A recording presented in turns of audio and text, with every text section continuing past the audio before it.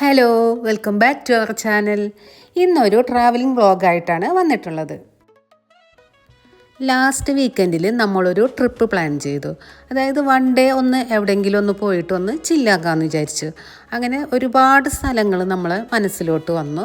എന്നിട്ട് നമ്മൾ ഫൈനലൈസ് ചെയ്തത് കോഴിക്കോടാണ് കേട്ടോ. പ്രത്യേകിച്ച് അവിടെ പോകണം, ഇവിടെ പോകണം, അത് കാണണം, ഇത് കാണണം, അങ്ങനെയുള്ള പ്ലാനുകളൊന്നും നമുക്ക് ഉണ്ടായിരുന്നില്ല കേട്ടോ. കോഴിക്കോട് ചെന്നിട്ട് മാക്സിമം നമുക്ക് പറ്റുന്ന രീതിയിൽ എക്സ്പ്ലോർ ചെയ്യാം, അങ്ങനെ ഒരു പ്ലാൻ മാത്രമേ ഉണ്ടായിരുന്നുള്ളൂ. ഇവിടെ നിന്നും 150 കിലോമീറ്റർ ഡിസ്റ്റൻസ് ഉണ്ട്. അപ്പോൾ വീട്ടിൽ നിന്ന് നമുക്ക് നേരത്തെ പോകാം. അപ്പോൾ നമുക്ക് മാക്സിമം ടൈം കോഴിക്കോട് സ്പെൻഡ് ചെയ്യാം. അങ്ങനെ നമ്മൾ വിചാരിച്ചിട്ട് വെളുപ്പിന് 4:30 പോകാമെന്നാണ് പ്ലാൻ ചെയ്തത്. പക്ഷെ നമ്മൾ പോയപ്പോൾ 5 മണിയായിട്ടാണ്. നമ്മൾ കാറിലാണ് പോകുന്നത്. ഇപ്പോൾ മിക്ക സ്ഥലങ്ങളിലും റോഡ് പണി നടക്കുന്നത് കൊണ്ട് ബ്ലോക്ക് ഉണ്ടാവാൻ സാധ്യതയുണ്ടല്ലോ. അതുകൊണ്ടാണ് നമ്മൾ നേരത്തെ പോകാമെന്ന് വിചാരിച്ചത്. എന്നാൽ ആ ടൈം ആയതുകൊണ്ട് ഒട്ടും തന്നെ നമുക്ക് ബ്ലോക്കൊന്നും കിട്ടിയില്ല. 1-2 ഇടങ്ങളിൽ മാത്രമാണ് റോഡ് കുറച്ച് മോശമായിട്ടുണ്ടായുള്ളൂ. ബാക്കിയെല്ലാം തന്നെ നല്ല റോഡുകളായിരുന്നു. അത്യാവശ്യം സ്പീഡിലും നമുക്ക് പോകാൻ പറ്റി. അതുകൊണ്ട് തന്നെ 3 മണിക്കൂർ എടുത്തുള്ളൂ കേട്ടോ കോഴിക്കോട് എത്താനായിട്ട്. പക്ഷേ തിരിച്ച് വന്നപ്പോൾ അങ്ങനെ ആയിരുന്നില്ല. നമുക്ക് ഏകദേശം ഒരു 4.5 മണിക്കൂർ എടുത്തു കേട്ടോ തിരിച്ച് വീട്ടിലെത്താനായിട്ട്. അങ്ങനെ ഗൂഗിൾ മാപ്പിനോട് ചോദിച്ച് നമ്മൾ പോയി. അപ്പോൾ എ ഡേ ഇൻ കോഴിക്കോട്. ഇതാണ് കോഴിക്കോടിൻ്റെ വികാരമായ ഫറൂഖ് പാലം. 132 വർഷം പഴക്കമുള്ള ഒരു ഇരുമ്പ് പാലമാണിത്. ബ്രിട്ടീഷുകാരുടെ കാലത്താണ് ഈ പാലം പണി കഴിപ്പിച്ചിട്ടുള്ളത്. ചാലിയാർ പുഴയിലാണ് ഈ പാലം സ്ഥിതി ചെയ്യുന്നത്. 42 ആർച്ചുകളാണ് ഇതിനുള്ളത്. കോഴിക്കോടായിട്ട് ഒരു 11 കിലോമീറ്ററിൻ്റെ ഡിസ്റ്റൻസാണുള്ളത്. ടൂറിസം ഡിപ്പാർട്ട്മെൻറ്റും PWDയും ചേർന്നാണ് പാലം ഇതുപോലെ മിന്നും പാലമാക്കി മാറ്റിയത്. ചരിത്രത്തിൽ ഇടം പിടിച്ച കേരളത്തിലെ ആദ്യത്തെ മിന്നും പാലം ഇത് തന്നെയാണ്. നമ്മൾ കോഴിക്കോട് നിന്ന് തിരിച്ചു വരുമ്പോഴാണ് ഈ ലൈറ്റ് ഷോ കണ്ടത്. നല്ലൊരു അടിപൊളി വ്യൂ തന്നെയാണ് കേട്ടോ. കൽബിൽ തേനൊഴുകണ കോഴിക്കോട്, കടലമ്മ മുത്തണ കര കോഴിക്കോട്, അലുവാ മനസ്സുള്ളൊരീ കോഴിക്കോട്, വേണേൽ കണ്ടോളി ചങ്ങായി ഞമ്മടെ കോഴിക്കോട്.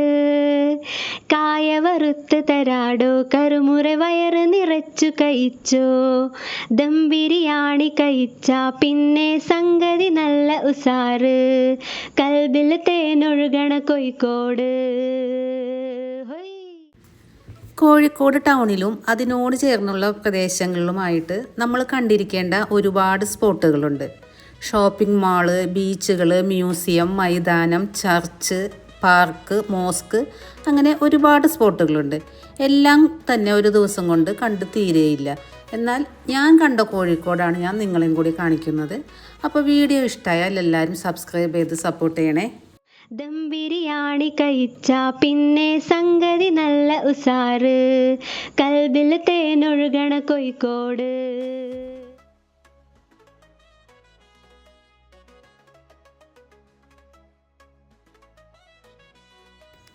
ബ്രേക്ക്ഫാസ്റ്റ് കഴിക്കാനായിട്ട് നമ്മൾ തിരഞ്ഞെടുത്തത് ഹോട്ടൽ പാരഗൺ തന്നെയാണ്. അവിടുത്തെ വെള്ളയപ്പവും മട്ടൻ സ്റ്റ്യൂവും വളരെ ഫേമസ് ആണല്ലോ. എന്നാൽ പിന്നെ അത് തന്നെ കഴിക്കാമെന്ന് വിചാരിച്ചു. അങ്ങനെ വെള്ളയപ്പവും മട്ടൻ സ്റ്റ്യൂവും ചിക്കൻ സ്റ്റ്യൂവും കോഫിയും കൂടി കഴിച്ചു. നല്ല അടിപൊളി മട്ടൻ സ്റ്റ്യൂ തന്നെയായിരുന്നു കേട്ടോ. അതിൻ്റെ കേൾവി പോലെ തന്നെ നല്ല സൂപ്പറായിരുന്നു.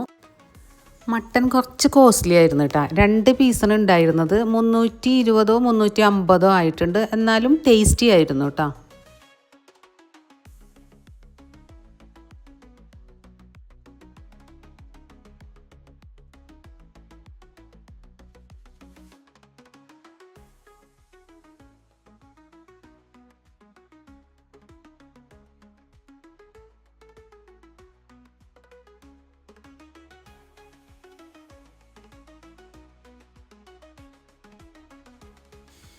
കോഴിക്കോട് എന്ന് പറയുമ്പോൾ തന്നെ നമ്മുടെ എല്ലാവരുടെയും മനസ്സിലേക്ക് ഓടിയെത്തുന്നത് കോഴിക്കോട് ബീച്ച് തന്നെയാണ് അല്ലേ. നമ്മളും അടുത്തതായിട്ട് പോയത് ബീച്ചിലേക്കാണ്. കേരളത്തിലെ തന്നെ അതിമനോഹരമായ ഒരു ബീച്ചാണ് കോഴിക്കോട് ബീച്ച്.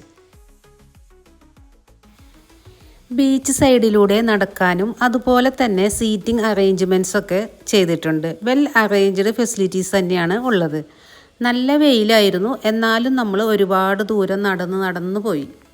അതുപോലെ തന്നെ ഫോട്ടോഷൂട്ടിനൊക്കെ പറ്റിയൊരു ആംബിയൻസ് തന്നെയാണ് അവിടെ ഉള്ളത്.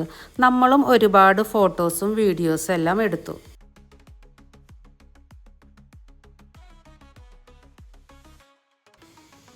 ബീച്ചിൻ്റെ റൈറ്റ് സൈഡിലെ ചുവരിലായിട്ട് ഒരുപാട് ചിത്രങ്ങൾ കാണാം. അതായത് കോഴിക്കോടിൻ്റെ കലാ സാംസ്കാരിക ചരിത്രമാണ് ഈ ചിത്രങ്ങളായിട്ട് വരച്ചു വച്ചിട്ടുള്ളത്. ഓരോ ചിത്രവും ഓരോ ചരിത്രം പറയുന്നുണ്ട്.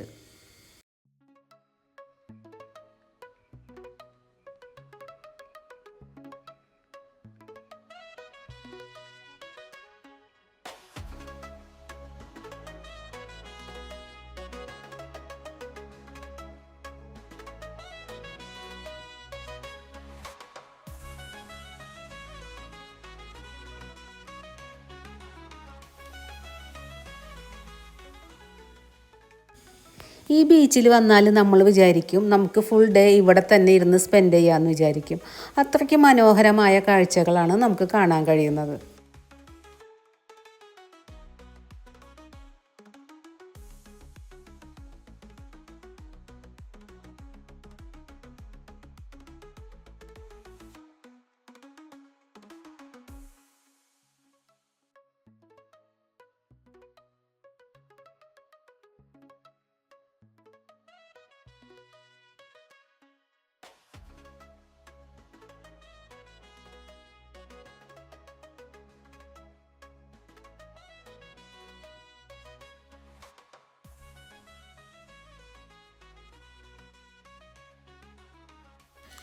നടന്ന് മതിയായി. ഇനി നമുക്ക് അടുത്ത ഡെസ്റ്റിനേഷനിലേക്ക് പോകാമെന്ന് വിചാരിച്ചു.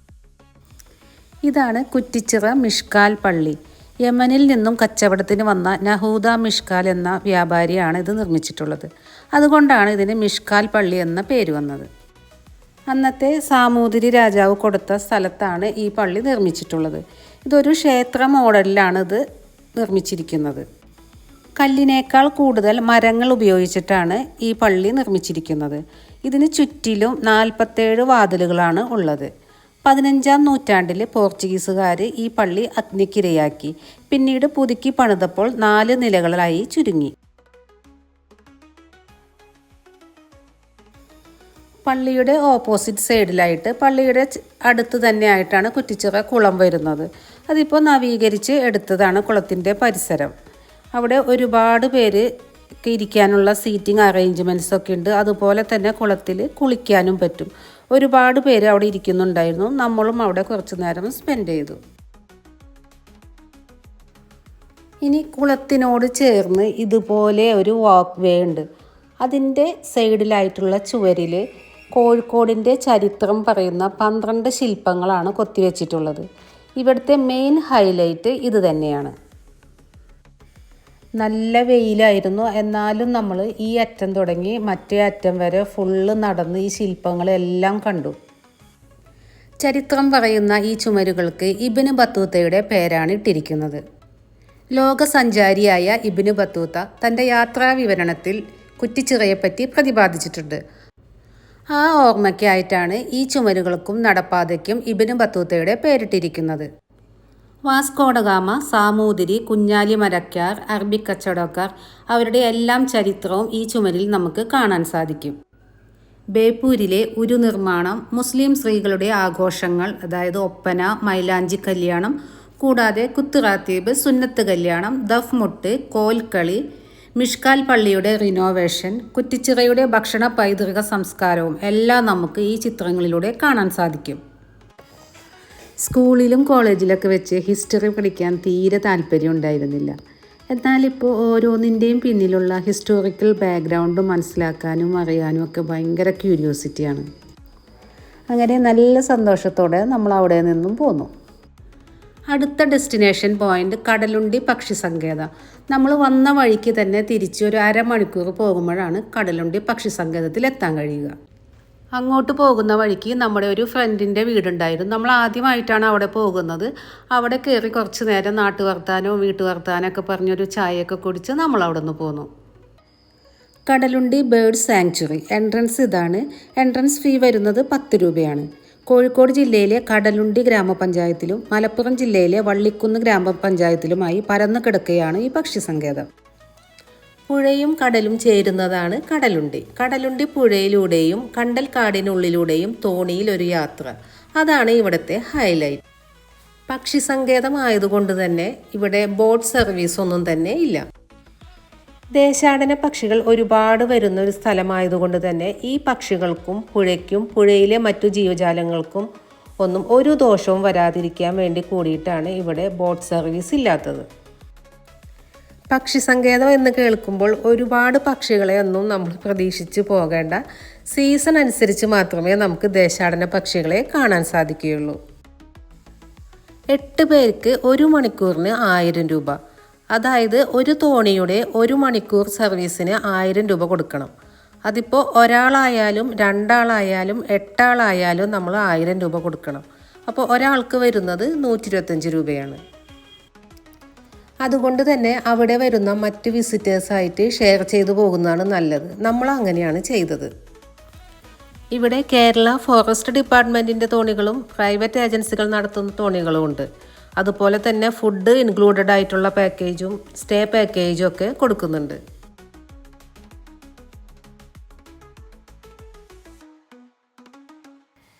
സെപ്റ്റംബർ ടു മാർച്ച് മാസങ്ങളുടെ ഇടയിലാണ് കൂടുതലായും പക്ഷികളുടെ സാന്നിധ്യം നമുക്ക് അനുഭവിച്ചറിയാൻ സാധിക്കുകയുള്ളൂ.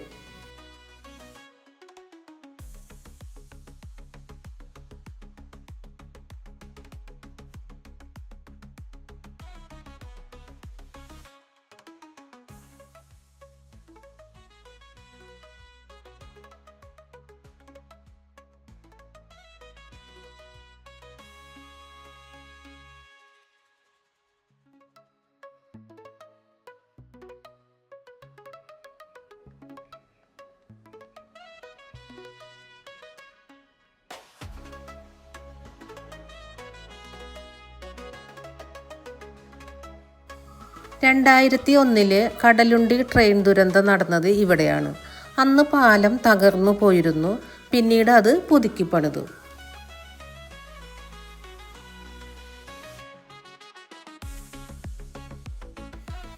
ഈ കാണുന്നതാണ് കണ്ടൽ കാടുകൾ.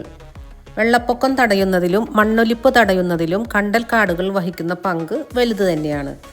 സ്വർണ്ണക്കണ്ടൽ, പേനക്കണ്ടൽ, മഞ്ഞക്കണ്ടൽ, കടക്കണ്ടൽ, പൂക്കണ്ടൽ, വള്ളിക്കണ്ടൽ, എഴുത്താണിക്കണ്ടൽ, ചെറിയ ഉപ്പട്ടി, പ്രാന്തൻ കണ്ടൽ, കുറ്റിക്കണ്ടൽ, ചുള്ളിക്കണ്ടൽ, കണ്ണാമ്പൊട്ടി, നക്ഷത്രക്കണ്ടൽ എന്നിങ്ങനെ കണ്ടൽ ചെടികളുടെ നീണ്ട നിര തന്നെയുണ്ട്.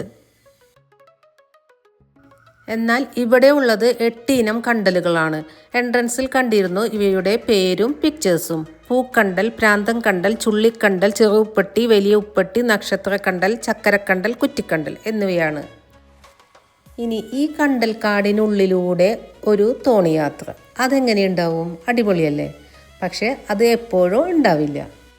ഇത് കാണുമ്പോൾ നമ്മൾ വിചാരിക്കും ഇതിൻ്റെ ഇടയിലൂടെ തോണിക്ക് പോകാനുള്ള സ്പേസ് ഉണ്ടോ എന്ന്. എന്നാൽ സ്പേസ് ഉണ്ട് കേട്ടോ. ഈ കാണുന്നതാണ് പ്രാന്തൻ കണ്ടൽ. ഇതിൻ്റെ വേരുകൾ നല്ല സ്ട്രോങ് ആണ് കേട്ടോ. അതുപോലെ തന്നെ ഇല നല്ല പച്ചയാണ്. ഇനി വേലിയേറ്റ സമയത്താണ് കണ്ടൽ കാടിനുള്ളിലൂടെ തോണി പോവുകയുള്ളൂ. വേലിയിറക്കമായാൽ തോണിക്ക് പോകാനുള്ള വെള്ളം ഉണ്ടാവില്ല. അപ്പോൾ അതുകൊണ്ട് വരുന്നതിന് മുമ്പ് നമ്മൾ വിളിച്ച് ചോദിച്ചിട്ട് വേണം വരാനായിട്ട്. അവിടെ ചെന്നപ്പോഴാണ് നമ്മൾക്കിത് മനസ്സിലായത്. ഇനി ഇവിടെ പോകാൻ താല്പര്യമുള്ളവർ നേരത്തെ വിളിച്ച് ചോദിച്ചിട്ട് പോകുന്നതായിരിക്കും നല്ലത്. ബാഡ് ലക്ക്, നമുക്കും കണ്ടൽക്കാടിനുള്ളിലൂടെ പോകാൻ പറ്റിയില്ല. കുറച്ച് നേരം ഇവിടെ തോണി നിർത്തിയിട്ടിട്ട് നമ്മൾ കുറച്ച് ഫോട്ടോസും വീഡിയോസൊക്കെ എടുത്തു. അതിനുശേഷം മനസ്സോടെ നമ്മൾ അവിടുന്ന് തിരിച്ചു പോന്നു. നമ്മുടെ ഗൈഡ് നമ്മുടെ തോണിക്കാരൻ തന്നെയാണ്. നമുക്ക് വേണ്ടുന്ന എല്ലാ വിവരങ്ങളും അവർ തരും. കടൽ വെള്ളത്തിലെ ഉപ്പിനെ വലിച്ചെടുത്ത് ഇലയിൽ സംഭരിച്ച് വെക്കുന്ന ഉപ്പുറ്റ ചെടിയാണിത്.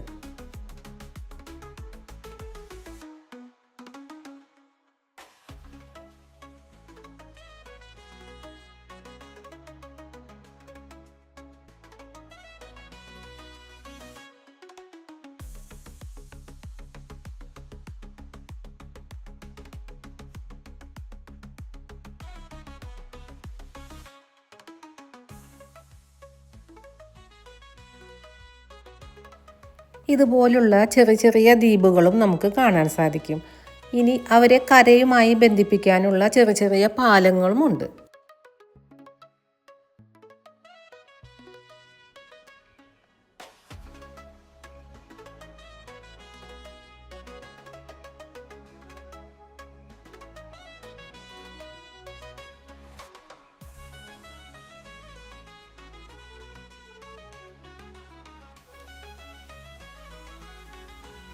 ഒരു മണിക്കൂർ തോണി യാത്ര കഴിഞ്ഞ് നമ്മൾ തിരിച്ചെത്തി. അപ്പോഴേക്കും നമുക്ക് നല്ല വിശപ്പായിരുന്നു കേട്ടോ. സമയം 1:30 ആയിട്ടുണ്ടായിരുന്നു. നമ്മൾ നേരെ KBCയിലേക്കാണ് പോയത്. നമ്മൾ ഫ്രണ്ട് സജസ്റ്റ് ചെയ്ത് തന്നെയാണ് കുറ്റിച്ചിറ ബിരിയാണി സെൻറ്റർ. കോഴിക്കോട് ബീച്ചിനോട് ചേർന്ന് ഗുജറാത്തി സ്ട്രീറ്റിലാണ് KBC ഉള്ളത്. നമ്മളിവിടെ എത്തുമ്പോൾ അത്യാവശ്യം നല്ല തിരക്കുണ്ടായിരുന്നു. നമ്മളും കുറച്ച് നേരം വെയിറ്റ് ചെയ്തതിന് ശേഷമാണ് നമുക്ക് സീറ്റ് കിട്ടിയത്. അതുപോലെ തന്നെ ഒരുപാട് പേര് വെയിറ്റ് ചെയ്യുന്നുണ്ടായിരുന്നു. നമ്മൾ ഓർഡർ ചെയ്തത് ചിക്കൻ, മട്ടൻ, ബീഫ് 3 ബിരിയാണിയും ഓർഡർ ചെയ്തു. കൂടെ ഒരു സ്പെഷ്യൽ ചിക്കൻ ഫ്രൈയും. നല്ലൊരു കോംബോ ആയിരുന്നു. ഇവിടുത്തെ ബിരിയാണിയും ചമ്മന്തിയും അച്ചാറും സാലഡും ഒക്കെ കൂടിയിട്ട് നല്ല ടേസ്റ്റി ആയിരുന്നു കേട്ടോ. കൂടുതൽ നമുക്ക് ടേസ്റ്റായിട്ട് തോന്നിയത് ബീഫ് ബിരിയാണി തന്നെയാണ്. സെക്കൻഡ് പൊസിഷൻ നമുക്ക് മട്ടൻ ബിരിയാണിക്ക് കൊടുക്കാം. തേർഡ് പൊസിഷൻ നമുക്ക് ചിക്കൻ ബിരിയാണിക്ക് കൊടുക്കാം. ഫൈനലി നമ്മളൊരു ജ്യൂസൊക്കെ കുടിച്ച് അവിടെ നിന്ന് പോന്നു. അപ്പോഴേക്കും നമ്മുടെ ഫ്രണ്ട് വിളിച്ചിരുന്നു ബിരിയാണി എങ്ങനെയുണ്ടെന്ന് അറിയാൻ വേണ്ടിയിട്ട്. നമ്മളൊരു 100ൽ ഒരു 95 മാർക്ക് കൊടുത്തു അവിടെ നിന്നും പോന്നു. ഇനി നേരെ KBCയിലെ അടുത്ത് തന്നെയുള്ളൊരു ഷോപ്പാണ് കേട്ടോ ഇത്. ഇവിടെ നിന്നും ഐസ്ക്രീമും കഴിച്ച് നമ്മൾ പോന്നു. ഇതൊരു അവക്കാഡോ ഫ്ലേവറാണ്. നല്ല ടേസ്റ്റി ആയിരുന്നു. അടുത്ത ഡെസ്റ്റിനേഷൻ മാനാഞ്ചിറ മൈതാനം. കോഴിക്കോടുകാരുടെ വിശ്രമ കേന്ദ്രവും അതോടൊപ്പം തന്നെ യാത്രക്കാർക്ക് ഇരിക്കാനും വിശ്രമിക്കാനും പറ്റിയ ഒരു സ്പോട്ട് തന്നെയായിരുന്നു മാനാഞ്ചിറ മൈതാനം. ഒരുപാട് ചരിത്രങ്ങളുള്ളൊരു പ്ലേസാണ് കേട്ടോ. ഇതിൻ്റെ അടുത്ത് തന്നെയാണ് SM സ്ട്രീറ്റും വരുന്നത്. നമുക്ക് അങ്ങോട്ടേക്ക് പോകാനായിട്ട് പറ്റിയില്ല. കാരണം വൈകുന്നേരം 3:30 കൂടിയിട്ടാണ് അവിടെ ഓപ്പൺ ആവുള്ളൂ. അതുകൊണ്ട് തന്നെ നേരെ നമ്മൾ ഹൈലൈറ്റ് മോളിലേക്കാണ് പോയത്. കുട്ടികൾക്കും മുതിർന്നവർക്കും ഒരുപോലെ എൻജോയ് ചെയ്ത് സമയം സ്പെൻഡ് ചെയ്യാൻ പറ്റിയൊരു മോൾ തന്നെയാണ് ഹൈലൈറ്റ് മോൾ. അത്യാവശ്യം വലിയ ഫുഡ് കോർട്ട് തന്നെയാണ് ഇവിടെ ഉള്ളത്. താഴെ സ്നോ ഫാൻറ്റസി ഉണ്ട്. കിഡ്സിനായിട്ട് വലിയൊരു ഏരിയ തന്നെയുണ്ട്.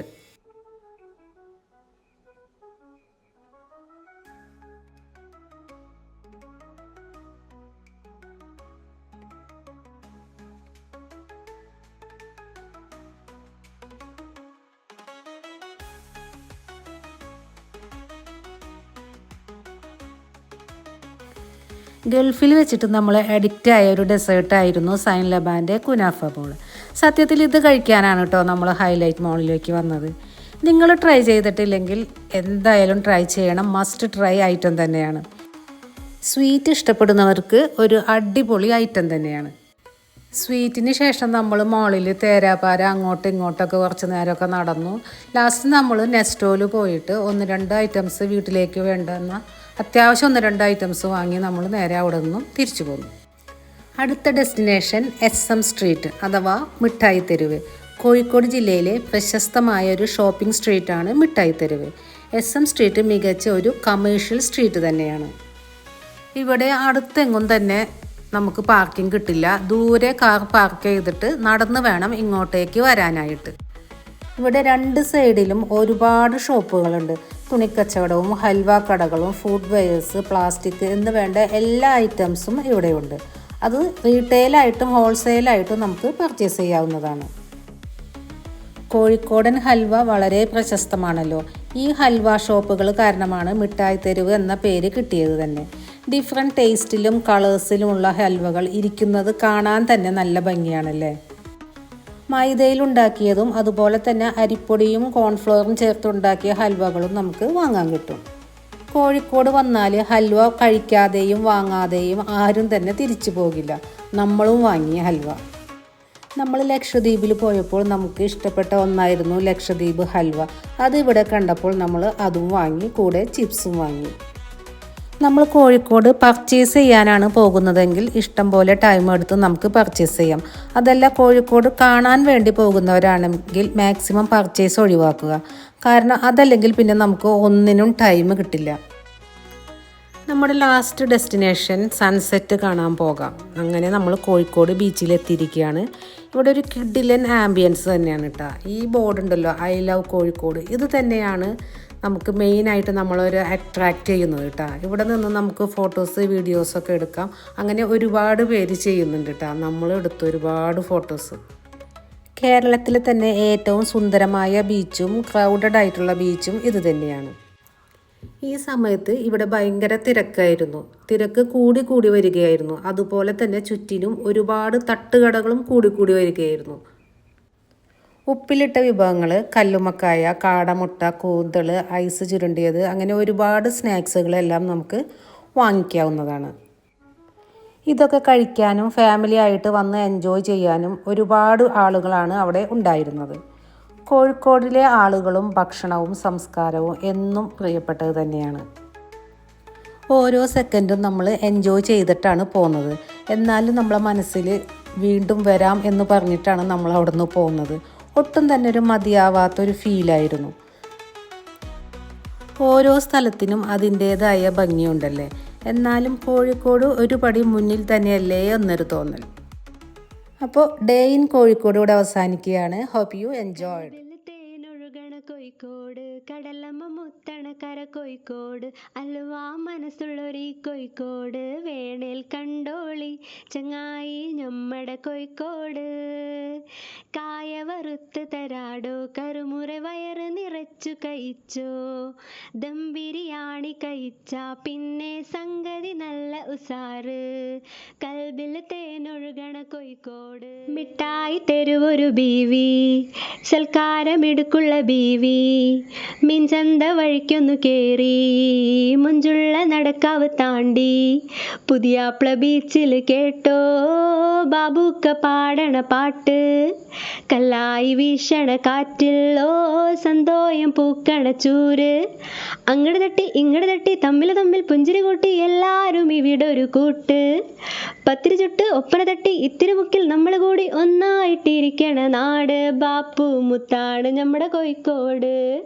മുത്താണ് നമ്മുടെ കോഴിക്കോട് കൽബിൽ തേനൊഴുകണ കോഴിക്കോട്.